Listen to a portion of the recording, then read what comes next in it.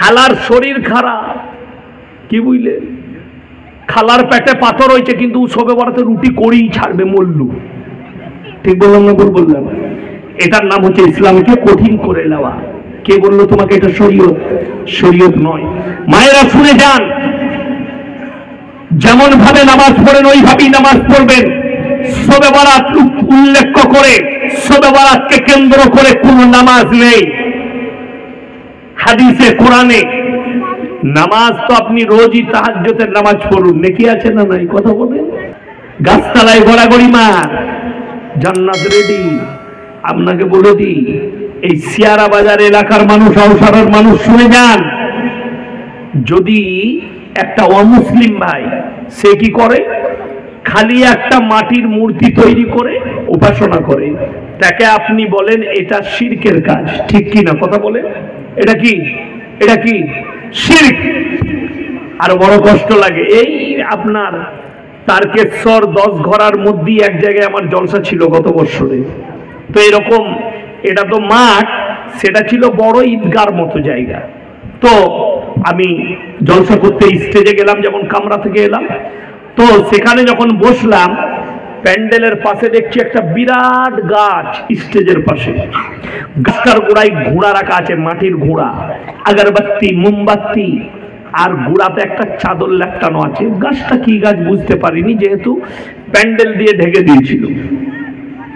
আমি স্টেজে বসে বললাম, বাবা, হুগলি ডিস্ট্রিক্টের মানুষ, তোমাদের এই গ্রামে হিন্দু মুসলিমের মধ্যে খুব মহব্বত বাবা।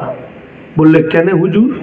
আমরা হুজুর, তোমরা এখানে জলসা করছো, পাশেই ভাইয়েরা পুজো করে। বলে, ওটা হিন্দুদের নয়, ওটা আমাদেরই। বলে, এখানে কি আছে ভাই? বলে, বুড়ো পীর আছে। কথাটা বুঝতে পারেননি?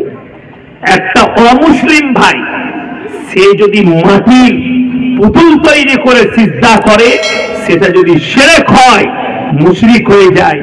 তুমি মাটির ঘোড়া রেখে গাছতলায় সিজদা করলে তুমি কি করে মুমিন হতে পারো? কথাটা বুঝে এসছে না আসেনি? কথাটা বুঝে এসছে? এটা মাটির ঘোড়া আর ওইটা মাটির মূর্তি। ওর থেকেও ডেঞ্জার এটা। কিসের থেকে? ওই মাটির মূর্তির পুজো করার থেকেও ডেঞ্জার হচ্ছে গাছতলায় ঘোড়া রেখে সিজদা করে পুজো দেওয়াটা। ডেঞ্জার। একটা জীব, একটা জানোয়ারের প্রতি সিজদা করছো, কত বড় দুর্নীতি। যদি বলেন দলিল দেন, যাদের বাড়িতে মানে কোরআন আছে খুলবেন। আমি 2 ঘন্টা স্টেজে আছি, গিয়ে খুলেন আপনি, দিয়ে কোরআনের মানে কোরআনটা নিয়ে আসুন আমার কাছে। 17 পারা শেষ পৃষ্ঠা। কত পারা বললাম? 17 পারা, একবারই শেষ পৃষ্ঠা, শেষ রুকু। ইয়া আইয়ুহান নাসু যুরিবা মাতালুন ফাসতামিউ লাহ ইন্নাল্লাযীনা তাদউনা মিন দুনিল্লাহি লা ইয়াখলুকু দুবাবান ওয়ালা বিসতামাউ লাহ ওয়া ইয়াসলুবুহুমুদ দুবাবু শাইআন লা ইস্তানকিদুহু মিন। হে নবী, বলে দাও পৃথিবীর মানুষকে, কান খুলে শুনে নাও, তোমরা যাদের কাছে ভালো মন্দ চাও তাদেরকে জিজ্ঞেস করো, তারা একটা মাছি পর্যন্ত সৃষ্টি করতে পারে না।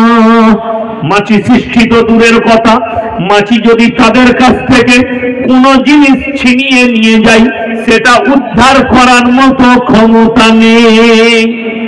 জোরে বলুন না সুবহানাল্লাহ। তারা হচ্ছে শক্তিহীন, আর আমার আল্লাহ হচ্ছেন শক্তিশালী। তুমি কার উপাসনা করছো? কার কাছে মাথা টুকছো? আজকে তো সমাজ বরবাদ হয়েছে 1 শ্রেণীর কানা হুজুরদের জন্য।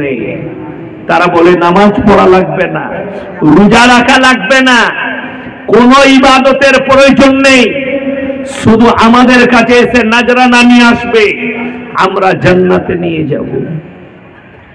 বাংলাদেশের এক মাল বেরিয়েছে, সে বলছে কোরআনে নামাজের কথা কোথাও নেই, নামাজ পড়ে কি হবে। বাংলাদেশে আর এক মাল বেরিয়েছে, সে বলছে হাদিসে আছে যে বিয়ে বাড়িতে গান বাজনা হবে না সেই বিয়ে বাড়ি হারাম।